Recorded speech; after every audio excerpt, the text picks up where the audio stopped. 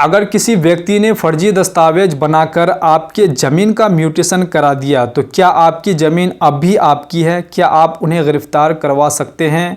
ये चीज़ आज के इस वीडियो में मैं आपको स्टेप बाय स्टेप बताने वाला हूं। अगर आपकी ज़मीन पर कोई व्यक्ति अवैध तरीके से, गलत तरीके से फर्जी दस्तावेज बना करके अगर वो म्यूटेशन अगर करवा लिए हैं, अपने नाम से जमाबंदी कायम करवा लिए हैं, तो क्या आप उनसे वापस अपने ज़मीन ले सकते हैं?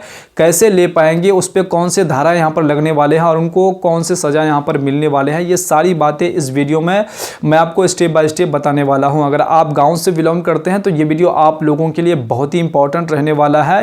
ये लीगल जानकारी जो है, ये कानूनी जानकारी, आपको ज़मीन से रिलेटेड ये कानूनी जानकारी आपको मालूम होना बेहद ज़रूरी है और मैं इस चैनल पर जो इस तरह की जानकारी अपलोड करता रहता हूं। तो चलिए वीडियो को करते हैं स्टार्ट और जानते हैं कि सिर्फ म्यूटेशन होना जो है यहाँ पर ऑनरशिप प्रूफ नहीं यहाँ पर होते हैं।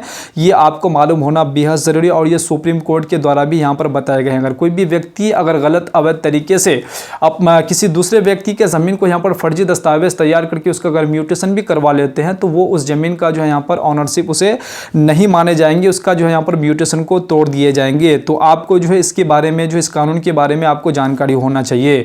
उसके बाद जो है यहाँ पर फर्जी दस्तावेज से यहाँ पर म्यूटेशन करवाने से आपके साथ यहाँ पर क्या क्या हो सकता है। अगर कोई व्यक्ति अवैध तरीके से आपके ज़मीन पर, कोई व्यक्ति अगर गलत तरीके से म्यूटेशन करवा करके अगर वो अपने नाम से जमाबंदी कायम करवा ली है तो उसके साथ क्या क्या हो सकते हैं और आप उसे क्या करवा सकते हैं।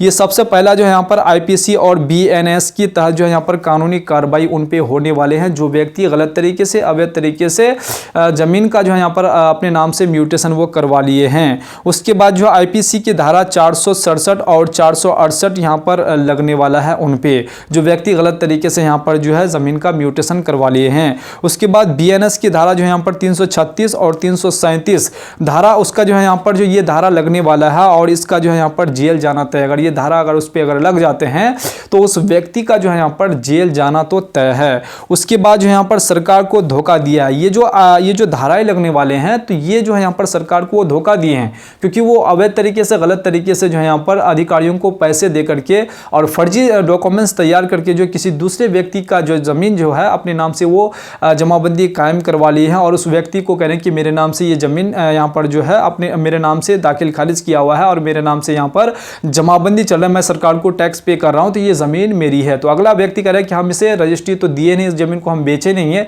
लेकिन ये व्यक्ति जो फर्जी तरीके से, अगर आपको पता चल जाता है ये व्यक्ति फर्जी तरीके से जो अपने नाम से जमाबंदी कायम करवा ली है, अधिकारियों से मिलकर के पैसे यहाँ पर जो है खर्च करके ये अपने नाम से जमाबंदी कायम क्लियर करवा लिए हैं, तो वो अब यहाँ पर बचने वाला नहीं है, उसे जो है यहाँ पर जेल जाना तय है, उसको जो है यहाँ पर जुर्माना भी लगने वाला है। आईपीसी 420 का यहाँ पर जो मुकदमा उस पर जो है यहाँ पर लगने वाला है। अगर ये मुकदमा उस पर अगर लग जाते हैं तो उसका जेल जाना तो यहाँ पर तय है। तो ये चीज़ जो है यहाँ पर जो व्यक्ति ऐसा कर रहे हैं तो उनके लिए जो है यहाँ पर बहुत बड़ी यहाँ पर जो है बुरी खबर है। तो उनको जो है यहाँ पर ये कानून के बारे में जानकारी होना बेहद ज़रूरी है। अगर कोई व्यक्ति ऐसा काम कर रहे हैं तो वो ऐसा काम करने से बचें। उसके बाद जो है यहाँ पर अब जो है आपको यहाँ पर करना क्या है, ये तो जो व्यक्ति गलत तरीके से यहाँ पर काम कर लिए हैं तो उनके लिए ये सारी यहाँ पर जो है इस तरीके से वो उन पे जो यहाँ पर ये धाराएं लगेंगे और धारा लगने पर जो है उन पे कानूनी कार्रवाई की जाएंगी और उन्हें जेल भेज दिए जाएंगे। उसके बाद आपको यहाँ पर जो है जैसे पता चला कि आप जो है उनका यहाँ पर दस्तावेज फर्जी यहाँ पर निकली है, आपको किसी के दूसरे व्यक्ति के द्वारा अगर पता चला हो या फिर आप खुद यहाँ पर देखें हैं कि उसके जो दस्तावेज है, जो मेरा ये ज़मीन है तो इसमें जो है यहाँ पर ये गलत तरीके से, अवैध तरीके से ये कब्जा कर लिए हैं और ये जो है यहाँ पर अपने नाम से दाखिल खारिज करवा करके अपने नाम से म्यूटेशन करवा लिया है, लेकिन मैं से हमारे ख़ानदान में से कोई भी इसे यहाँ पर जो रजिस्ट्री नहीं दी है। तो ये चीज़ अगर आपको पता चल जाते हैं तो आपको सबसे पहला काम करना क्या होगा, प्रमाणित कॉपी आपको उनका यहाँ पर निकलवा लेना पड़ेगा। सबसे पहले उनका प्रमाणित कॉपी आपको यहाँ पर निकलवा लेना पड़ेगा। 3 काम आपको करने पड़ेंगे। पहला आपको ये काम करना पड़ेगा, उसके बाद दूसरा काम जो है यहाँ पर म्यूटेशन कैंसिलेशन के लिए आपको यहाँ पर अर्जी देना पड़ेगा, ये भी आपको यहाँ पर तुरंत करने पड़ेंगे। उसके बाद जो तीसरे नंबर के काम जो आपको करने पड़ेंगे वो फर्जीवाड़ा यहाँ पर अगर आपके साथ हुआ, आपकी ज़मीन के साथ जो यहाँ पर फर्जीवाड़ा किया है तो आपकी ज़मीन के साथ जो है यहाँ पर जो ये फर्जीवाड़ा किया तो आपको तुरंत क्या करना पड़ेगा, आपको FIR उन पे यहाँ पर कर देने हैं। तो ये सभी धारा के तहत जो यहाँ पर कार्रवाई होगी, उन पे जेल उनको जो यहाँ पर जो है लेकर जाएंगे। ये जितने भी धाराएं आपको हम पहले बताएं, इन धाराओं के तहत जो उन पे यहाँ पर कार्रवाई किए जाएंगे और उनको यहाँ पर तुरंत जेल यहाँ पर जो है भेज दिए जाएंगे।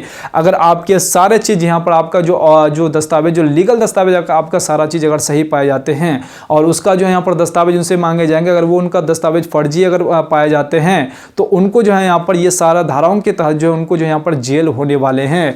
तो अगर आप भी ये काम कर रहे हैं तो इस काम करने से आपको बचना चाहिए, अन्यथा आप भी बहुत बड़ी और बुरी समस्या में आप पड़ सकते हैं। अगर आप जितने मान के चले किसी दूसरे व्यक्ति का ज़मीन, अगर उस ज़मीन का दाम अगर मान के चले 10,000 रुपये है और आप सोच रहे हैं कि हम जो है यहाँ पर इस ज़मीन को जो है यहाँ पर बिना पैसा का ऐसे ख़रीद लिए हैं और बिना यहाँ पर उसको बिना ख़रीदे ऐसे ही मेरे नाम पे ये ज़मीन हो गए हैं, तो ये लालच में अगर पड़ेंगे तो हो सकता है कि अगर अगला व्यक्ति आप पे यहाँ पर FIR कर देते हैं और आपको गलत साबित कर देते हैं तो आप बहुत बड़ी समस्या में पड़ जाएंगे। आपके लाखों करोड़ों का नुकसान हो सकता है और समय भी आपका बहुत यहाँ पर बर्बाद हो सकता है, नाम आपका भी यहाँ पर बहुत ख़राब हो सकता है। तो ऐसा काम आपको बिल्कुल नहीं करना चाहिए। अगर आप गलती से भी करते हैं या फिर जानबूझ के करते हैं तो आप दोनों कंडीशन में आप बहुत बड़ी समस्या में आप पड़ सकते हैं। उम्मीद करता हूँ कि आपको ये सारी बातें समझ में आ गए होंगे। अगर आपके जहन में किसी भी प्रकार की कोई भी सवाल अगर क्रिएट हो रहे हैं तो आप बेझिझक कमेंट बॉक्स में कमेंट करके आप हमें बता सकते हैं। तो चलिए फिर से मिलते हैं इसी प्रकार से दूसरे वीडियो में दूसरे कंटेंट के साथ। तब तक के लिए आप अपना ख्याल रखिएगा। वीडियो देखने के लिए आपका बहुत बहुत धन्यवाद।